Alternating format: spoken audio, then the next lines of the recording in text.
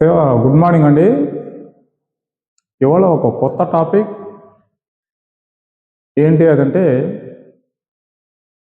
క్రీస్తు పూర్వం 6వ శతాబ్దంలో భారతదేశంలో వెలిసిన నూతన మతాలు. సరే బాగా గుర్తుపెట్టుకోవాలండి. బీసీ 6th సెంచురీ భారతదేశంలో వెలిసిన నూతన మతాలు ఎప్పుడు? క్రీస్తు పూర్వం 6వ శతాబ్దం నాటి.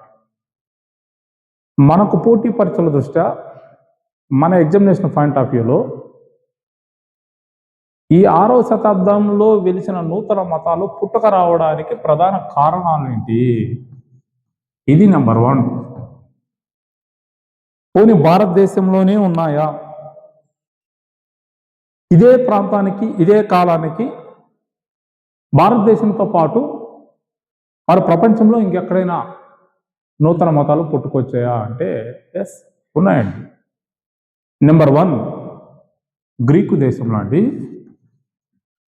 గ్రీకు దేశంలో మత సంస్కరణలు అంటే overall 6th century BC religious revolutions అనే కాన్సెప్ట్ మనకి ఇక్కడ పుట్టుకోవచ్చు. కొన్ని మతాలు సాంప్రదాయబద్ధంగా కొన్ని సిద్ధాంతాలకు అలాగే కట్టుబడి వెళ్ళిపోయినాయి. ఇది ఒప్పు, ఇది తప్పు, ఇది ముట్టుకోకూడదు, అంటుకోకూడదు, ఇది ఇలా చేయాలి, ఇది వీళ్ళే చేయాలి అని కొన్ని మత సిద్ధాంతాలు ప్రజల్లో ఒక మతోన్మాదాన్ని తీసుకెళ్ళిపోయినాయి. అలాంటి దాంట్లో ఒక కొత్త రెవల్యూషన్ తీసుకొచ్చారు ఈ 6th century BC throughout world wise. అందులో భారతదేశం కూడా ఒకటి. ప్రపంచవ్యాప్తంగా వచ్చారు. అందులో గ్రీకు దేశం ఒకటి, మళ్ళీ చైనాలో మరొకటి. కన్ఫ్యూషియస్ అంటారండి. చైనాలో ఒకరు. ఏంటి? క్రీస్తు పూర్వం 6వ శతాబ్దంలో ఈ మత సంస్కరణలు బాగా. అలాగే పారసీకం, ఈజిప్ట్ ఉందండి.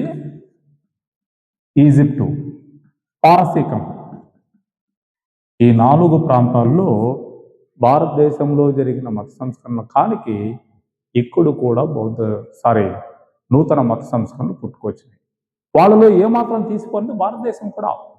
ప్రపంచ దేశాలు చూడండి, గ్రీకు దేశం సో అడ్వాన్స్డ్, ప్రపంచానికి అనేక మేధావులు, ప్రపంచంలో ఉన్న మేధావులు అందరూ పుట్టింది గ్రీకు దేశంలోనే. మేధావులు మొత్తం పుట్టింది గ్రీకు దేశంలోనే. ఇది మనం బాగా గుర్తుపెట్టుకోవాలి. ఇప్పుడు దాకా మనం పుస్తకాల్లో చదువుకుంటున్న ఏ ఇంటెలిజెంట్ అయినా సో 90% గ్రీకు దేశం నుంచి పుట్టుకొచ్చిన వాళ్ళు. మరి ఆ దేశంలో కూడా మత సంస్కరణలకి పునాది కోలుకుంది. అలాగే చైనా దేశంలో కన్ఫ్యూషియస్ ఒక మతం, మ్యాచింగ్స్లో బిట్లు వేస్తూ ఉంటారండి. కన్ఫ్యూషియస్, పారసికానికి వచ్చేసి జొరాస్ట్రియన్, బౌద్ధ జైన మతాలు ఏ దేశానికి చెందిన అట్లా మ్యాచింగ్ ఇచ్చేస్తారు. ఒక సైడ్ మతాలు ఇస్తారు. సో దాన్ని జతపరచము అని అంటారు. దీంట్లో ఏది లేనిది అంటారు. లేదంటే క్రీస్తు పూర్వం 6వ శతాబ్దంలో ఈ దేశంలో మత సంస్కరణ జరగలేదు అంటారు, లేదా ఈ మతంలో జరగలేదు అనేసి అంటారు. అలా ప్రపంచ దేశాలు వాళ్ళ దేశాల్లోనే జరిగినప్పుడు భారతదేశం కూడా ఆ సిద్ధాంతాలకు ఏమాత్రం తీసిపోలేదు. అలా తీసిపోలేదు కాబట్టే 6th సెంచురీ బీసీలో నూతన మతాలు 2 పుట్టుకొచ్చాయి. ఆ నూతన మతాలే ఏంటంటే జైన మతం, బౌద్ధ మతం. సో జైన మతం మరియు బౌద్ధ మతం, ఈ 2 మతాలు ఇక్కడ పుట్టుకోయి. సో మామూలుగా మనకి ఎక్కువ బాగా పబ్లిసిటీ అయినది బౌద్ధ మతం. చదివేటప్పుడు కూడా మనం ఎక్కువ దాన్ని చదువుతాం. ఒక్కోసారి ప్రశ్న హిస్టరీలో ఎట్లా ఇస్తారంటే ఈ క్రింది మతాల్లో అత్యంత ప్రాచీనమైనది ఏది అంటాడు, లాజిక్ పెడతాడు. Which one is oldest or which one is ancient religious అంటాడు. ఈ కింది వాటిలో అత్యంత ప్రాచీనమైన మతం ఏది అని అడిగినప్పుడు మనం కన్ఫ్యూజ్ కాదు. ఎక్కువగా మనం బౌద్ధ మతానికి వెళ్తూ ఉంటాం. ప్రాచీనమైన మతం ఏదంటే జైన మతం. జైన మతం 6th సెంచురీ బీసీ, బౌద్ధ మతం 6th సెంచురీ బీసీ. ఇవి 2 ఎక్కడొచ్చాయంటే భారతదేశంలోనే వచ్చాయి. ప్రధాన కారణాలు ఏంటి? ఈ 2 రావడానికి ప్రధాన కారణాలు ఏంటి?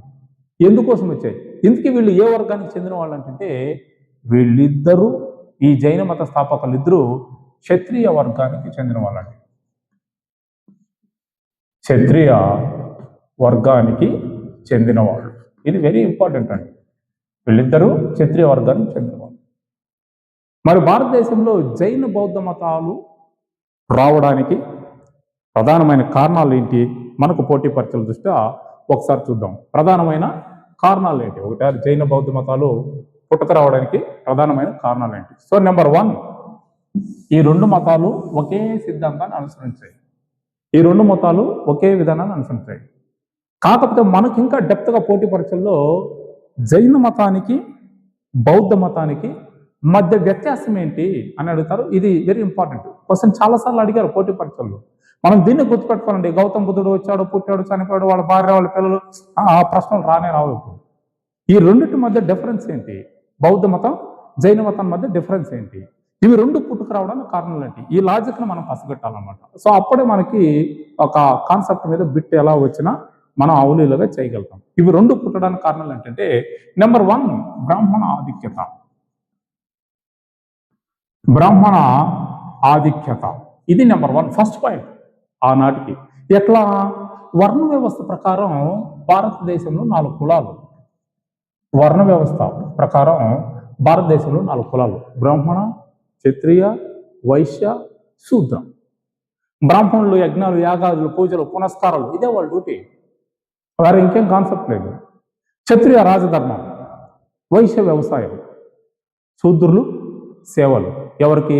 ఆ పైన ఉన్న ముగ్గురికి సేవలు. కానీ ఇక్కడ బాగా నష్టపోతున్నది ఎవరు అంటే, శూద్ర వర్గానికి చెందిన వాళ్ళు బాగా నష్టపోతున్నారు. బాగా లబ్ధి పొందుతున్న వాళ్ళు ఎవరు అంటే, బ్రాహ్మణ వర్గానికి చెందిన వాళ్ళు బాగా లబ్ధి పొందుతున్నారు. సో దీంట్లో బాగా నష్టం జరిగేది ఎవరికంటే, అమాయకమైన మూగ జీవులు నష్టపోతున్నాయి. జంతు బలులు, విపరీతమైన జంతు బలులు, యజ్ఞయాగాలు జరిగినాయంటే కొన్ని వేల జంతు బలులు ఇచ్చేస్తారు.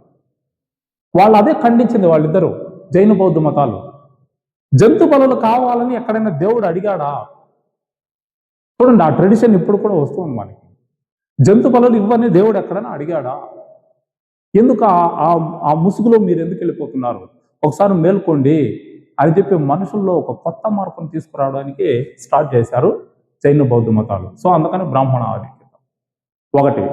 రెండవది, బ్రాహ్మణుల్ని ఎదిరించలేనిది. ఎవరు ఎదిరించలేదు బ్రాహ్మణుడు. సో వాళ్ళు చెప్పింది జాగ్రత్త. అలాగే చివరి వర్గం మనకి శూద్రులు సేవా దృక్పథంలోనే ఉండిపోయారు. సేవా దృక్పథంలోనే ఉండిపోయారు శూద్రులు. ఎప్పుడు సర్వెంట్స్లోనే ఉండిపోయారు. మరి వాళ్ళెప్పుడు అధికారంలోకి వచ్చేది అనే కాన్సెప్ట్తో మనకి ఈ బౌద్ధ జైన మతాలు పుట్టుకొచ్చాయి.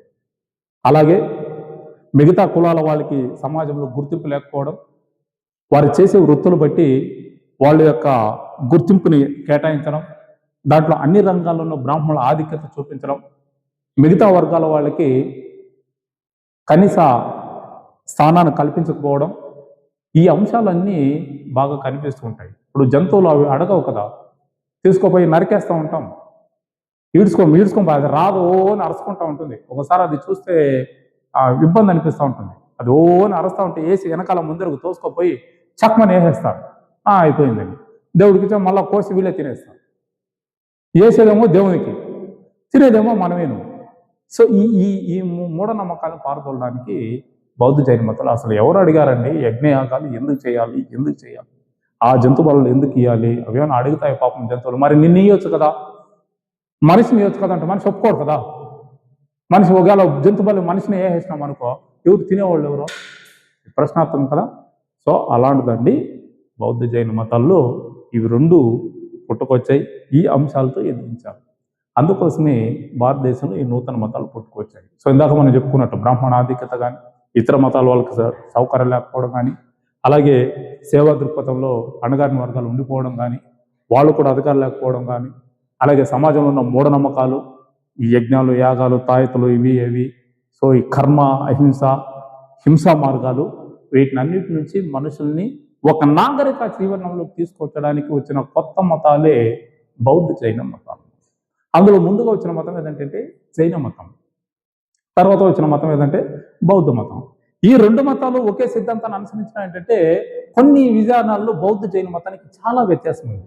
ఆ వ్యత్యాసం ఉండడం వలనే మనకి బౌద్ధ మతం ప్రపంచ దేశాలు దాటి వెళ్ళింది. భారతదేశంలో పుట్టిన బౌద్ధ మతం ప్రపంచ దేశాలు దాటి వెళ్ళింది. జైన మతం భారతదేశానికే అంకితం అయిపోయింది. సో ఈ లాజిక్ను మనం బాగా గుర్తుపెట్టుకోవాలి. ప్రపంచ దేశాలు దాటి వెళ్ళింది బౌద్ధ మతం. మరి ఆ రెండింటి మధ్య వ్యత్యాసం ఏంటి? వాటి విధానాలు ఏంటి? జైన మతం యొక్క లక్షణాలు ఏంటి? తీర్థంకరులు ఉన్నారు, వాళ్ళు ఎవరెవరు? మనకు పోటీ పరీక్షలు బాగా టచ్ అవుతుంటారు.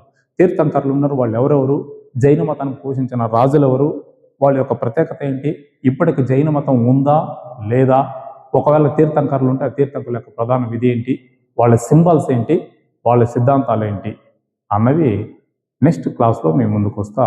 Thank you.